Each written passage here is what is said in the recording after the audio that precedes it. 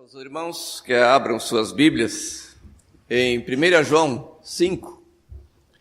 1 João 5, versículos de 1 a 5.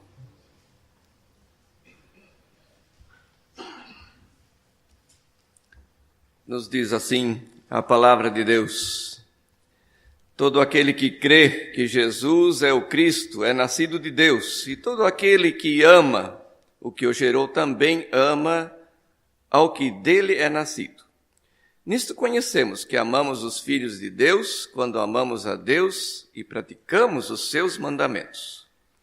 Porque este é o amor de Deus, que guardemos os seus mandamentos. Ora, seus mandamentos não são penosos, porque tudo que é nascido de Deus vence o mundo.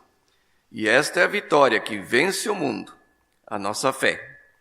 Quem é que vence o mundo, senão aquele que crê ser Jesus, o Filho de Deus?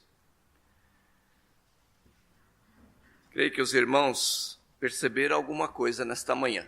Os hinos que nós estamos cantando, a leitura bíblica, falando sobre correr, vencer, vitória.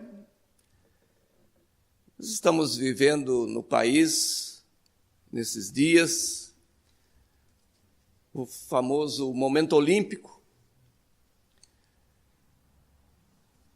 E estamos assistindo essas Olimpíadas com suas múltiplas modalidades esportivas. E por isso quero meditar em como essas atividades podem trazer algum ensinamento prático para as nossas vidas, à luz da palavra de Deus. Mas antes pesquisei sobre a origem desses Jogos Olímpicos. E uma pesquisa que eu fui buscar diz o seguinte: foram os gregos que criaram os Jogos Olímpicos por volta de 2500 a.C. Os gregos já faziam homenagens aos deuses, principalmente Zeus, não é Deus, Zeus, que com a realização de competições. Porém, foi somente em 775 antes de Cristo que ocorreram pela primeira vez os Jogos Olímpicos de forma organizada e com participação de atletas de várias cidades-estado. Atletas das cidades-estado gregas se reuniam na cidade de Olímpia. Não Olímpia aqui no estado de São Paulo, não, tá? Lá na Grécia, para disputarem diversas competições esportivas, atletismo, luta, corrida de cavalo, pentatlo, que constituía em luta, corrida, salto em distância, arremesso de dardo e de disco.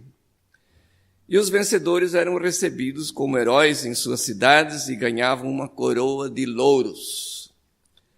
Além da religiosidade, os gregos buscavam, através dos Jogos Olímpicos, a paz e a harmonia entre as cidades que compunham a civilização grega. Mostra também a importância de que os gregos davam aos esportes e à manutenção de um corpo saudável. E quando os romanos invadiram e dominaram a Grécia no século II, muitas tradições gregas, entre elas as Olimpíadas, foram deixadas de lado. No ano 392, os Jogos Olímpicos e quaisquer manifestações religiosas do panteísmo, isto é, uma religião que possuía muitos deuses, esse panteísmo grego, foram proibidos pelo imperador romano Teodósio I, após converter-se para o cristianismo.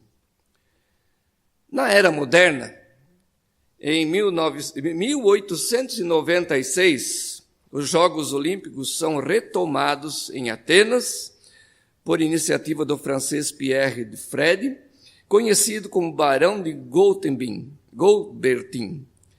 E nessa primeira Olimpíada, na Era Moderna, participaram 285 atletas de 13 países, disputando provas de atletismo, esgrima, luta livre, ginástica e assim por diante. E os vencedores das provas foram premiados com medalhas de ouro e um ramo de oliveiras. Mas os Jogos Olímpicos também nos remetem a pensar na área política. Na área política, infelizmente, tem acontecido algumas coisas desagradáveis. Em Berlim, em 1936, o chanceler alemão Adolf Hitler, movido pela ideia de superioridade da raça ariana, não ficou para a premiação do atleta norte-americano negro, chamado Jesse Owens, que ganhou 4 medalhas de ouro nas Olimpíadas da Alemanha em Munique, em 1972, um atentado do grupo terrorista palestino Setembro Negro matou 11 atletas da delegação de Israel. E a partir, então, deste fato, todos os Jogos Olímpicos ganharam preocupação com a segurança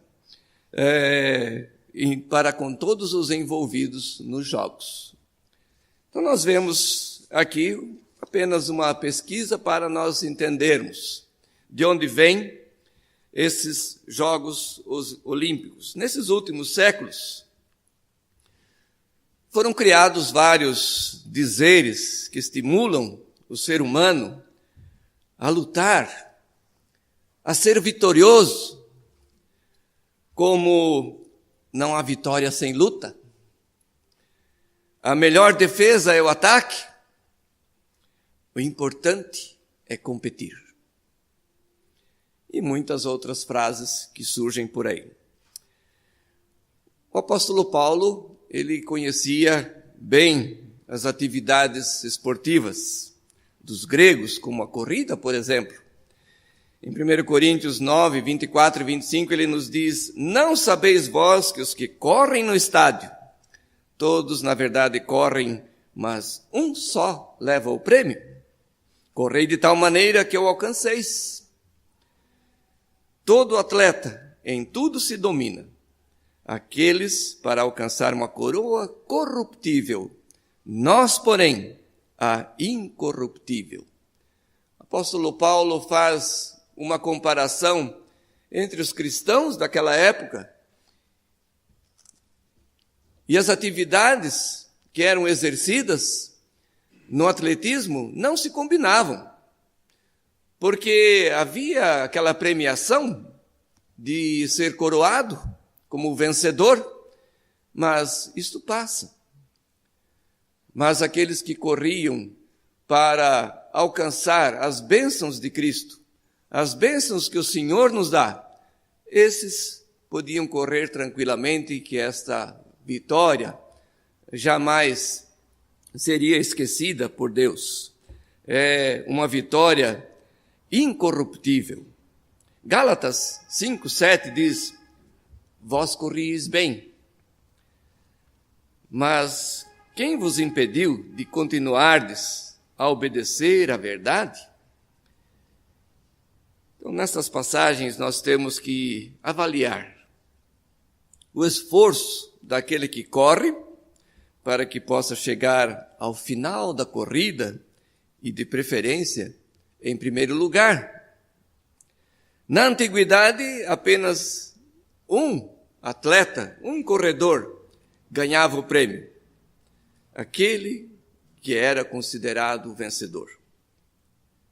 Na carta aos Romanos 8, 31 a 37, o apóstolo Paulo faz uma lista daquilo que muitas vezes são colocados em nossa frente como obstáculos em nossa corrida espiritual.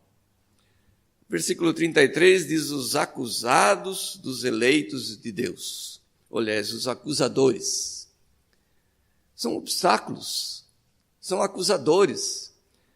E nós vemos isso nos dias de hoje. Existem países onde pessoas cristãs são condenadas, são martirizadas, porque existem os acusadores dos eleitos de Deus.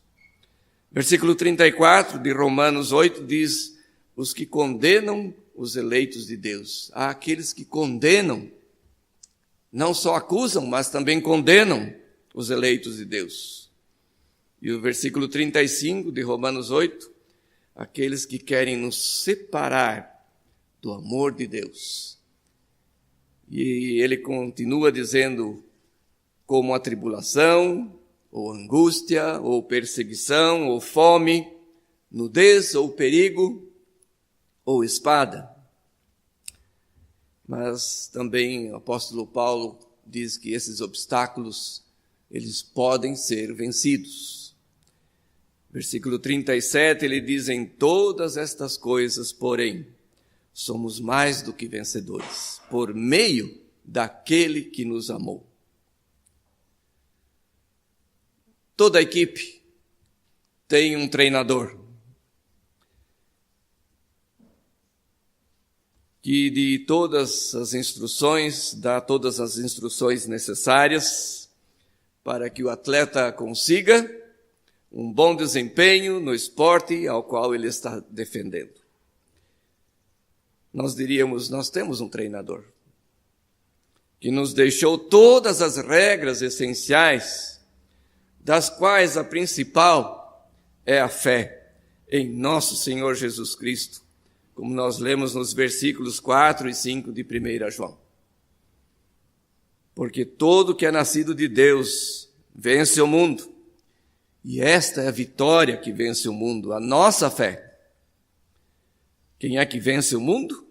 Senão aquele que crê ser Jesus o Filho de Deus. A pergunta que posso deixar para mim e para cada um de nós é esta: como estamos nos preparando para sermos vencedores e alcançarmos a tão desejada vitória que o Senhor nos tem reservado, o qual nos dará o melhor prêmio? Algumas características muito importantes que nós podemos ver que o apóstolo João, quando ele escreve a carta às 7 igrejas no Apocalipse, ele sempre encerra com algo falando sobre o vencedor. Apocalipse 2:7 diz: ao que vencer, dar-lhe-ei que se alimente da árvore da vida que se encontra no paraíso de Deus. Apocalipse 2:11, o vencedor de nenhum modo sofrerá dano da segunda morte. Apocalipse 2:17, ao vencedor dar-lhe-ei o maná escondido, bem como lhe darei essa pedrinha branca, escrita um novo nome, o qual ninguém conhece, exceto aquele que o recebe. Nós teremos um novo nome lá na glória. Apocalipse 2:26, ao vencedor que guardar até o fim as minhas obras, eu lhe darei autoridade sobre as nações. Apocalipse 3, versículo 5, o vencedor será vestido de vestiduras brancas e de modo nenhum apagarei o seu nome do livro da vida. Apocalipse 3:12, ao vencedor faloei coluna no santuário do meu Deus, e daí jamais sairá. Apocalipse 3:21, ao vencedor dar-lhe-ei sentar-se comigo no meu trono, assim como eu também venci e me sentei com o meu Pai no seu trono. Versos importantes para a nossa meditação. Para meditarmos pelo que nós estamos competindo, não pelo que nós estamos lutando. A vitória nos está garantida. E a palavra de Deus nos dá esses versículos preciosos para as nossas vidas. Nessa corrida não há troféus, nem medalhas. Mas se obedecermos às instruções que nos vêm da palavra de Deus, nós receberemos a coroa da vida. Apocalipse 2:10 nos dá essa certeza de que nós teremos a coroa da vida. Basta de cada um de nós nos esforçarmos, nos dedicarmos para que esta vitória possa ser alcançada. Estamos presenciando os atletas, muitas vezes, nessas competições. Alguns perdem, alguns ganham, mas que sirva para nós aquilo que a palavra de Deus nos ensina e nos exorta a buscarmos uma vitória certa. Uma vitória que não há como falhar, uma vitória que será para toda a eternidade. Nós devemos, então, muitas vezes, presenciar, sim, os esportes, aqueles que gostam, não é? O pastor Werner colocou no Face a goleira do time feminino de futebol, e ela disse, né, eu defendi 2 pênaltis lá, né, mas parece que foi orientação de Deus, né? Pessoas que talvez tenham crê também em Deus, que tem a sua fé colocada em Deus, estão lá competindo, mas que cada um de nós, crentes, possa se esforçar, confiar nesse treinador que é Jesus Cristo. Ele nos deixou todas as instruções para que nós possamos correr bem, para que nós não afastemos desta trilha onde nós estamos correndo, para que nós não desviemos, sabendo que vamos alcançar um final glorioso. A vitória está em Cristo Jesus. Creiamos nisso, busquemos isso em todos os dias da nossa vida. Que Deus abençoe a cada um na manhã deste dia, pensando também naquilo que a palavra de Deus tem para nos dizer sobre a vitória em Cristo Jesus. Sê fiel até a morte, e dar-te-ei a coroa da vida. Amém.